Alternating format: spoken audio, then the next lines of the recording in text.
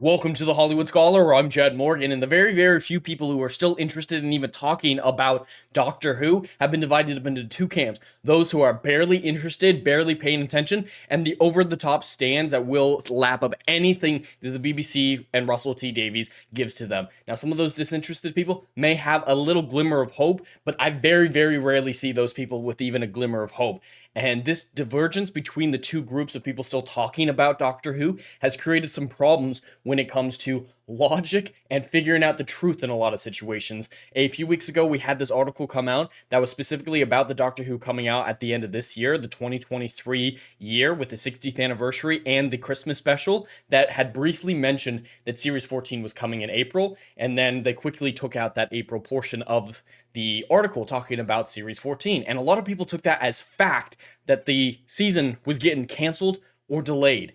And I'm just sitting here like, that's not proof. This BBC article that was talking about the 60th anniversary cannot be used as evidence for a delay. It might be delayed, it might be canceled, but we can't use that as proof.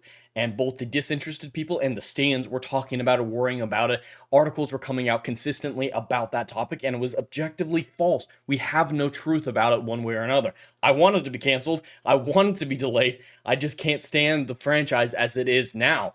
Along with that, there's been another piece of news that has been shocking to see how many sites, how many stands, how many access and mainstream media sites are running with this idea of something that we've known for a very long time now. We have a Twitter post from the official Doctor Who Twitter account and their other social media accounts that have confirmed something about the trans character, Yasmin Finney's character in the upcoming 60th anniversary specials. And it's so weird. We've had this confirmed for over a year, but let's jump right into it.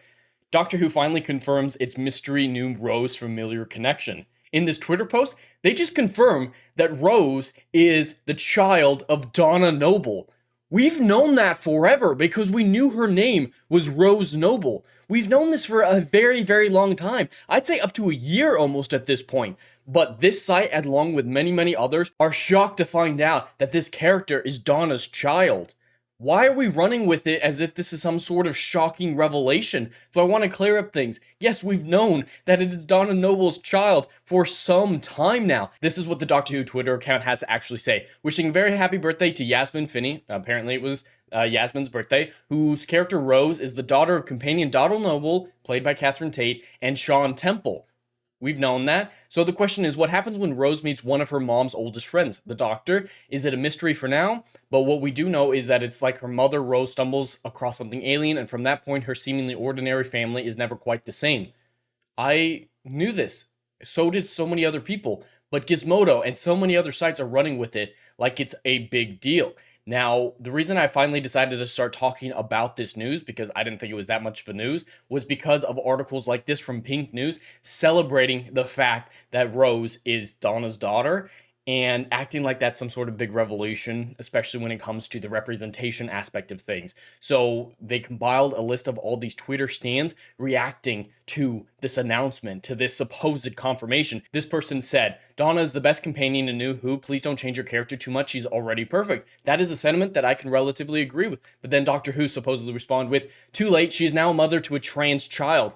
And all those legitimate concerns about the story, about Donna's great arc being undone, her tragic ending being undone, are out the window just because Donna has a trans child.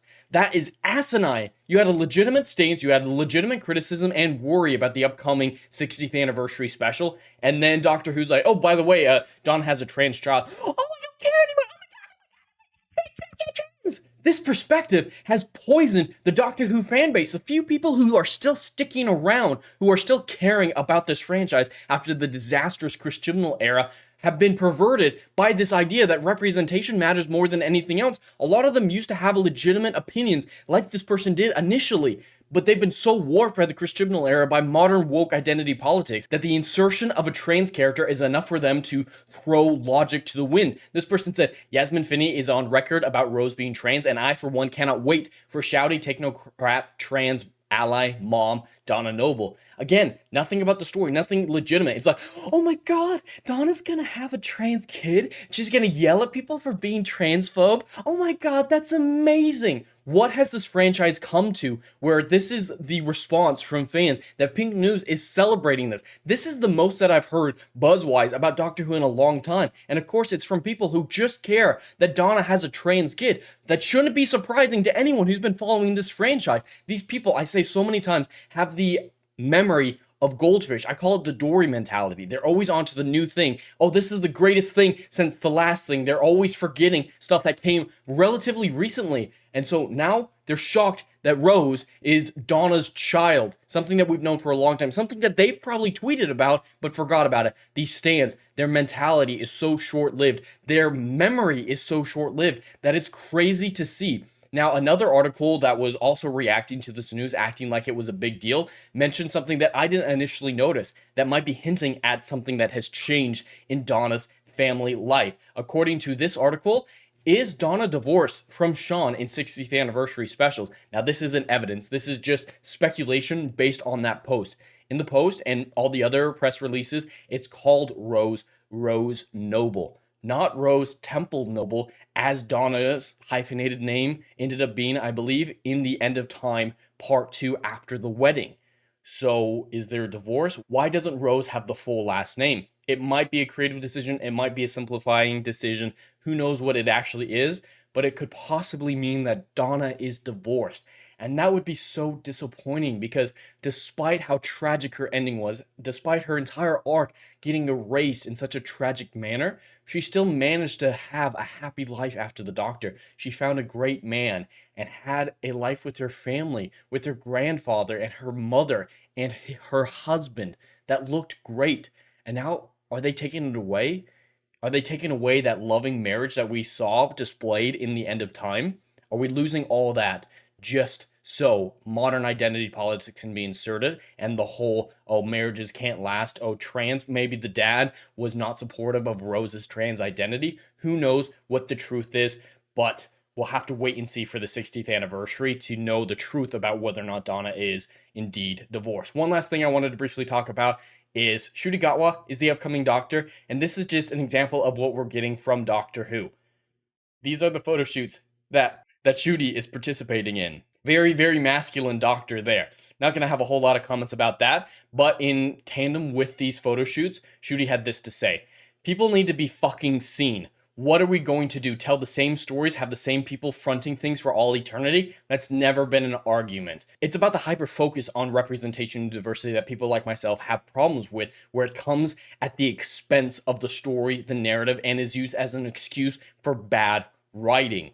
That's what we have a problem with. No one wants just purely white stories for the rest of time. That's never been a legitimate argument that anyone in my sphere that I know of, including myself, has said. So devolving it into that argument is very, very disingenuous. Representation and inclusivity and branching out enriches us all. And I would agree with that on a cultural standpoint. The melting pot of American culture is a beautiful thing. But acting like shows like this, like modern Hollywood, is doing it in a proper manner is an asinine perspective, because it's not about getting these cultures, these representation, this diversity to mix into something new and beautiful. It's about continually segregating the groups and saying, this is the black property now, this is all about black, and no white people allowed anymore. That's what this diversity is doing. It is not creating a legitimate equality first society. That's not what they're even trying to do, and these properties are not reflecting that. This is more asinine Hollywood bullshit from an actor who doesn't understand what he's talking about. This is what we've got for Doctor Who going forward, and I have no hope about the Russell T Davies era, whether or not it's the 60th anniversary or going on to Series 14, which is still, as of right now, coming out in spring, April timeframe. But anyway, that's all I have for today. I'd love to hear your thoughts in the comments below. Please like and subscribe, and I'll see you in the next video. Anon.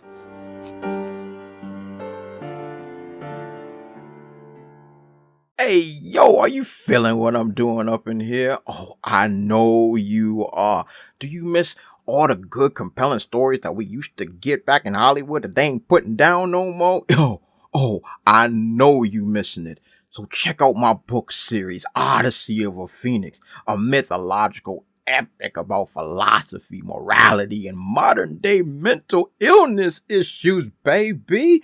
Book 1, Down in Flames. Book 2, Apocalypse Then. These are currently on sale. What are you waiting for? Get your hands on them. And we got book 3 Kill the Dark is coming down the pipeline.